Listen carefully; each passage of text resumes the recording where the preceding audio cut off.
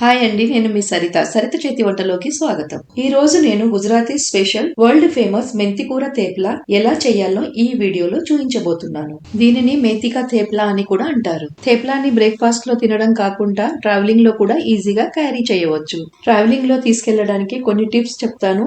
ఈ వీడియోని స్కిప్ చేయకుండా పూర్తిగా చూడండి. నేను ఇక్కడ ఒక మెంతికూర కట్ట తీసుకున్నాను. ఇందులో నుండి కేవలం ఆకులను తీసుకొని శుభ్రంగా కడిగి సన్నగా కట్ చేసి పెట్టుకున్నాను. ఇప్పుడు ఇందులోనే 1.5 కప్ గోధుమ పిండి, 2 టేబుల్ స్పూన్ల బేసన్, 2 టీ స్పూన్ల నువ్వులు, 1/4 టీ స్పూన్ ఇంగువ, 1 టీ స్పూన్ ఓమని ఇలా క్రష్ చేసి వేసుకుందాము,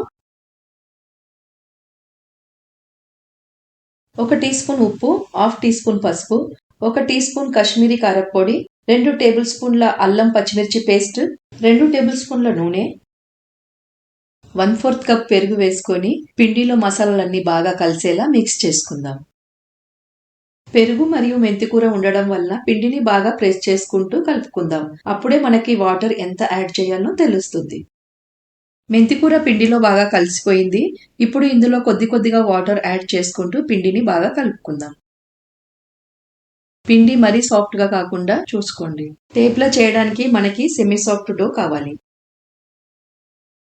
నేను ఇక్కడ 3 to 4 table spoon water add చేసుకుంటూ పిండిని కలిపాను. చూడండి, సెమీ సాఫ్ట్ డో రెడీ అయిపోయింది. ఇప్పుడు పిండి పైన కొద్దిగా ఆయిల్ అప్లై చేసి కలుపుకుందాం.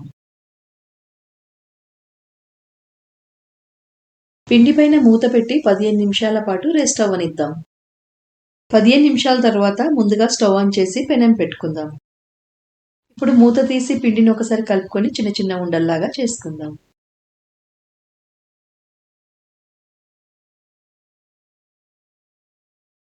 ఈ ఉండని పొడిపిండిలో అద్ది చపాతీలా కాకుండా ఇంకా పల్చగా రోల్ చేసుకుందాం. మధ్యలో ఇలా పొడిపిండి చల్లుతూ రోల్ చేసుకుందాం. మీరు గనక నా ఛానల్ ని సబ్స్క్రైబ్ చేయనట్లయితే ఇప్పుడు తప్పకుండా సబ్స్క్రైబ్ చేసుకోండి. మరిన్ని కొత్త రెసిపీ అప్డేట్స్ కోసం బెల్ ఐకాన్ ని క్లిక్ చేయండి. చూడండి, తేప్లాని ఇలా పల్చగా ఈ విధంగా రోల్ చేయండి. ఇప్పుడు తేప్లాని వేడి పెనం పైన వేసుకుందాం. టేప్లా ఒక వైపు కొద్దిగా కాలగానే ఫ్లిప్ చేసుకుందాం. టేప్లాని 2 వైపుల నుండి తిప్పుతూ కాల్చుకుందాం. టేప్లాపై 2 వైపుల నుండి ఆయిల్ అప్లై చేస్తూ గోల్డెన్ కలర్ వచ్చే వరకు కాల్చుకుందాం.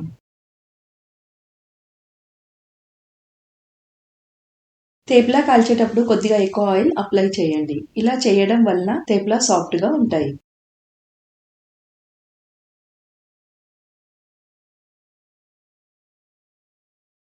మన ఫస్ట్ తేప్లా రెడీ అయిపోయింది. దీనిని ఒక ప్లేట్లోకి తీసుకుందాం. అన్ని తేప్లాలు ఇలాగే చేసుకుందాం. మీరు తేప్లాలని ట్రావెలింగ్ లో తీసుకెళ్లాలనుకుంటే వీటి షెల్ఫ్ లైఫ్ ఎలా పెంచాలో చెప్తాను. ఫస్ట్ గా ఇందులో పెరుగు వేయకండి, మొత్తానికి అవాయిడ్ చేయండి. తేప్లాలు సాఫ్ట్ గా ఉండడానికి మాత్రమే పెరుగు వేసుకుంటాము. ట్రావెలింగ్ కోసం తేప్లాలు చేసుకుంటే పెరుగుని స్కిప్ చేయండి. సెకండ్లీ, కొద్దిగా మెంతికూర తక్కువ వేసుకోండి. దీని వల్ల మాయిశ్చర్ లెవెల్ తగ్గుతుంది. మూడోది, తేప్లాని ఎక్కువ ఆయిల్ పెడుతూ కాల్చండి. దీని వల్ల షెల్ఫ్ లైఫ్ పెరుగుతుంది. ఇదంతా చేశాక తేప్లాలని ఎయిర్ టైట్ బ్యాగ్ లో తీసుకెళ్ళండి.